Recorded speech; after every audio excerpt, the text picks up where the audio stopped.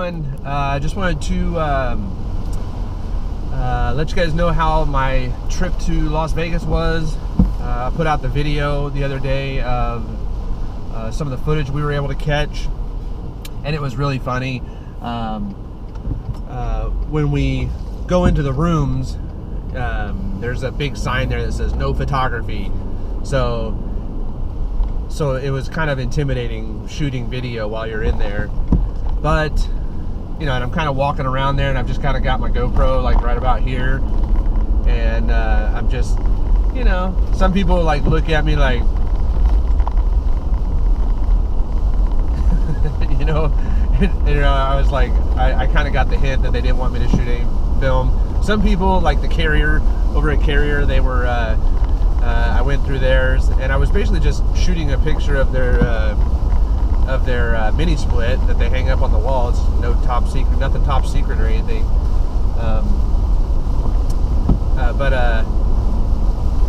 So I start shooting the video, and not taking too much video or anything, but this guy comes over. He's like, excuse me, sir, you know you're not supposed to take photos in here. I need you to delete that video, please, or I need you to delete that photo, please. I'm like, whatever, you know, like I didn't delete it, but it turned out to not be that great a video anyways, so I just left it out. So, but I just kind of thought I had to tell you guys how it went. Kind of a crazy little trip from the get-go. The day of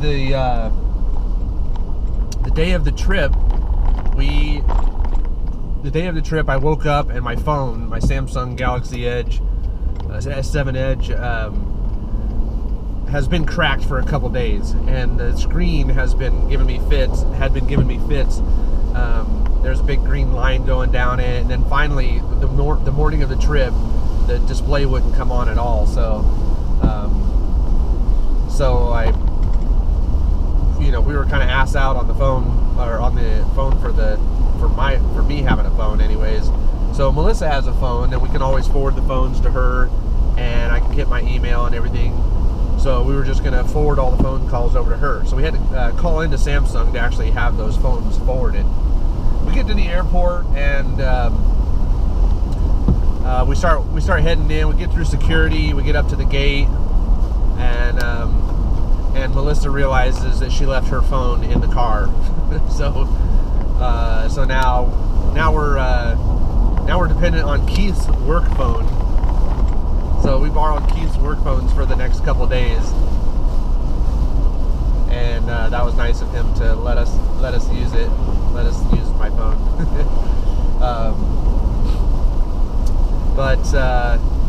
So that's kind of how that went.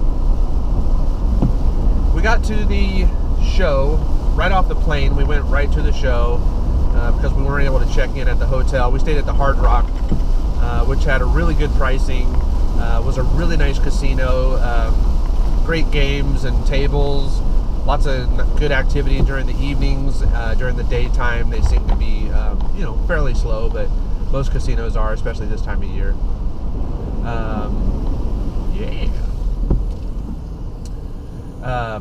So we went right to the show. We get to the show, and Melissa's like, I gotta use the restroom. I said, I gotta use the restroom. Keith's like, oh, a water fountain. So he goes over to the water fountain. We go to the bathroom. We come back out. Keith's gone. I have no idea where he's at. So we spent the next, I don't know, 15, 20 minutes trying to find him.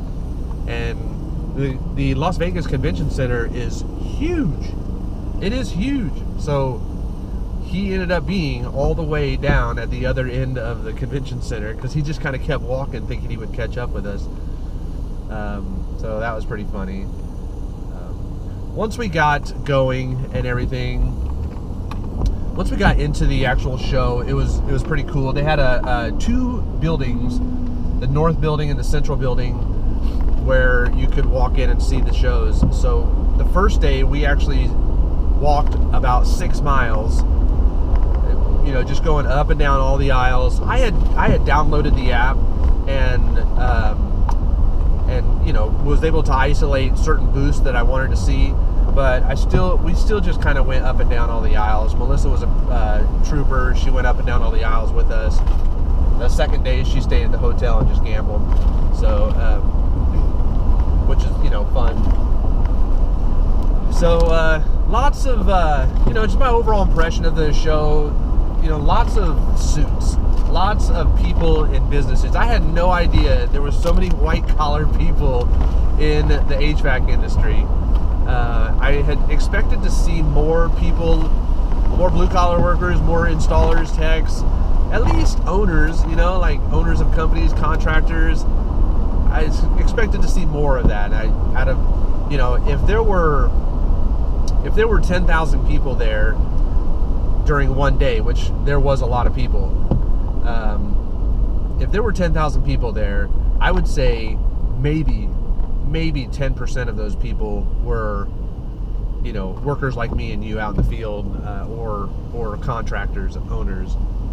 Tons of people in suits, and I don't have a problem with people in suits, but I just can't relate to them. So I just don't relate to them very well.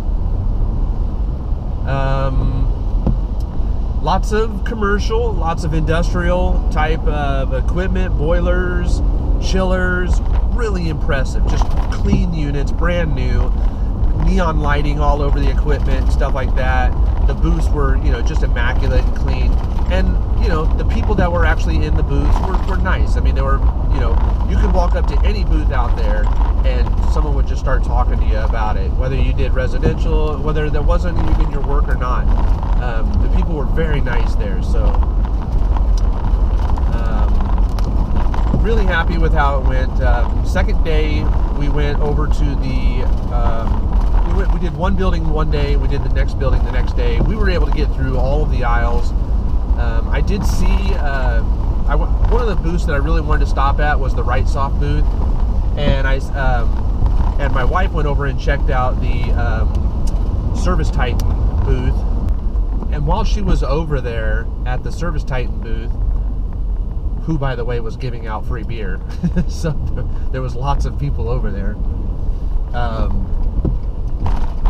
One of the guys comes up, and he's like, "Oh, I've seen Fox Family Heating and Air. I know those guys. I know Greg." And it turned out it was Mike Miller from Facebook. So that was really cool. And then when he said that, another guy had said something like, "Oh, you saw it? You know Greg? I watch his videos on YouTube," which is truly flattering, by the way, because I don't feel like I'm one of those guys who knows everything. I just like shooting videos, and I feel like I'm pretty average, installer, service tech, business owner, so YouTube shooter. So I think I'm saying his name wrong, but it spells his name Moshe. So I'm not sure how to say his name, but he did take his time to come over to me while I was sitting at the Right Soft table, and he come over there and said, "Hey, I've been watching your videos," and so I don't know. That was super flattering. Really, really, really cool to see. I'm gonna pull over here while I finish up this video. Really cool to see, and the guy come over there and he was like, "Hey, I watch all your videos, and it's really helped me out," and that makes it all worth it right there, just shooting the videos.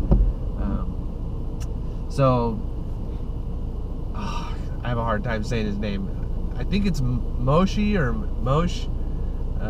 Anyways, I really appreciate you coming up and saying hi,